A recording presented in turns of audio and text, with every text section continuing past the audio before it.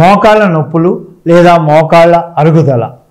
ఇది మోకాలు మధ్య భాగం నుండి మెత్తని పదార్థం లేదా కార్టిలేజ్, గ్లూకోజమైన్, కాండ్రేటిన్ సల్ఫేట్ ఇది తగ్గిపోవడం లేదా అరిగిపోవడం వల్ల ఈ మోకాళ్ళ నొప్పులు లేదా అరుగుదల వస్తున్నాయి. ఒకప్పుడు 60 సంవత్సరాలు పైబడిన వారికి మాత్రం వచ్చేవి.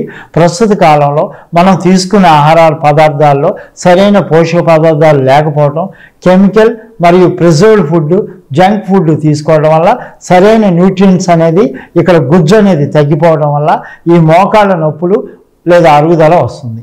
ఈ లక్షణాలు మనం కాసేపు నిలబడితే నొప్పులు రావడం, లేదా ఎగుడు దిగుడు ప్రాంతాల్లో నడిచినప్పుడు లేదా మెట్లు ఎక్కినప్పుడు కింద కూర్చోవడం ఇబ్బందికి పడటం, ఇలాంటి కారణాలనేవి లక్షణాలనేవి మనకు కనపడతాయి.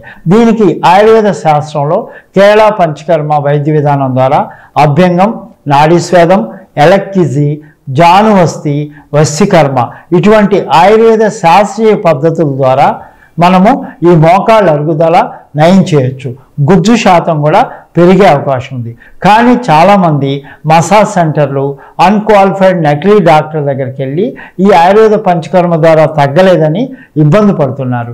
కానీ క్వాలిఫైడ్ మళ్ళీ సర్టిఫైడ్ ఆయుర్వేదిక్ డాక్టర్ దగ్గరికి వెళ్ళినట్లయితే ఆపరేషన్ లేకుండానే మీ మోకాళ్ళ నొప్పులు లేదా అరుగుదల అనేది తగ్గిపోతుంది. సర్వే జనం సుఖినో భవంతు. అందరికీ నమస్కారం. మీ డాక్టర్ కొండా వెంకటేశ్వర్లు, ఎండి ఆయుర్వేద, శ్రీ వెంకటేశ్వర ఆయుర్వేదిక్ హాస్పిటల్, గోరంట్ల, గుంటూరు.